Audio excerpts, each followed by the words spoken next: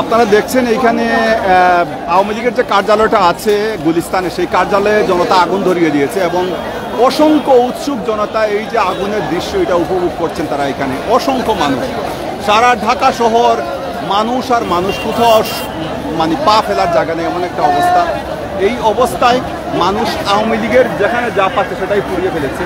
ইতিমধ্যে আওয়ামী লীগের ধানমন্ডি 32 নম্বরে যে বাড়িটি ছিল, আর ধানমন্ডি 32 নম্বরের যে আওয়ামী লীগের যে জাদুঘর ছিল সেটাও পুড়িয়ে ফেলা হয়েছে এবং এখন হচ্ছে গুলিস্তানে যে আওয়ামী লীগের কার্যালয় সেটা এখন মানুষ আগুন ধরিয়ে দিয়েছে। আমরা আপনাদের আগুনটা জুম করে দেখাতে পারছি না ফেসবুকের যে নিয়মকানুনের কারণে, যার জন্য আমরা আগুনটা একটু আড়ালে রেখেই আপনাদের দেখাচ্ছি। আপনারা দেখছেন যে আওয়ামী লীগের যে দলীয় কার্যালয়, আপনারা দেখেন পুরো দলীয় কার্যালয়ে আগুন ধরিয়ে দেওয়া হয়েছে এবং উৎসুক মানুষ প্রত্যেকে এটাকে নিয়ে উপভোগ করছেন। প্রত্যেক মানুষ এটাকে উপভোগ করছেন, তারা আনন্দ উল্লাসের সাথে এই বিষয়গুলা দেখছেন তারা। এই হচ্ছে আওয়ামী লীগের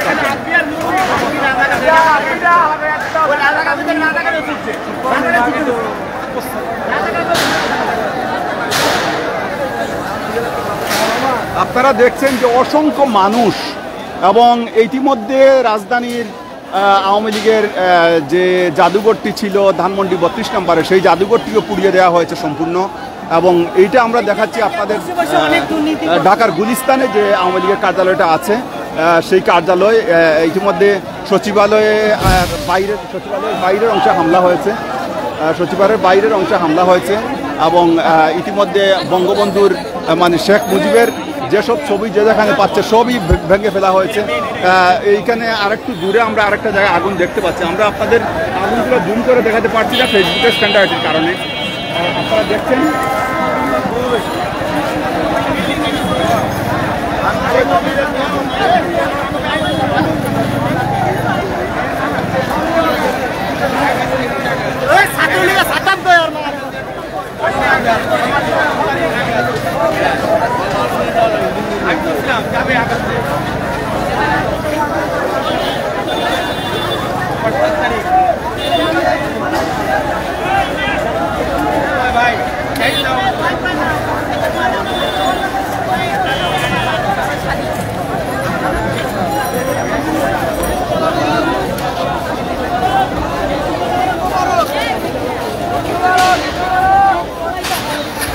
এখানে যারা আছেন প্রত্যেকটা মানুষই উৎসব করছেন বাংলাদেশে, দল মত নির্বিশেষে, সন্তান সহ প্রত্যেকটা মানুষই এখন রাস্তায় নেমে আসে।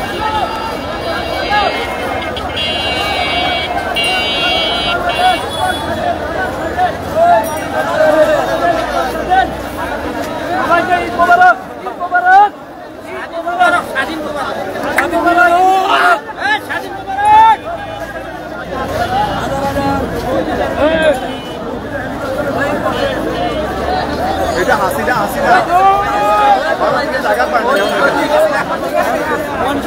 আপনারা দেখছেন যে একটা হেলিকপ্টার, এটা অনেকে ধারণা করছেন যে এটা হয়তো হাসিনাকে যেহেতু ভারত জায়গা দেয়নি তাকে নিয়ে হেলিকপ্টারটি ঘুরছেন।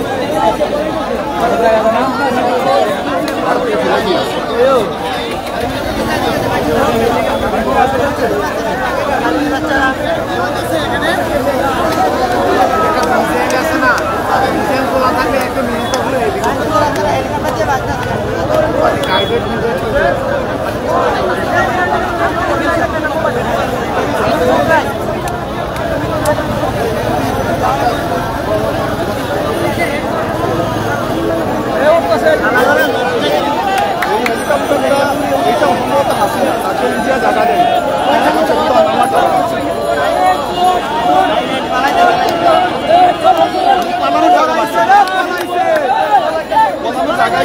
ইন্ডিয়া জায়গাতে না, এখন হেলিকপ্টার নিয়ে বলতেছে।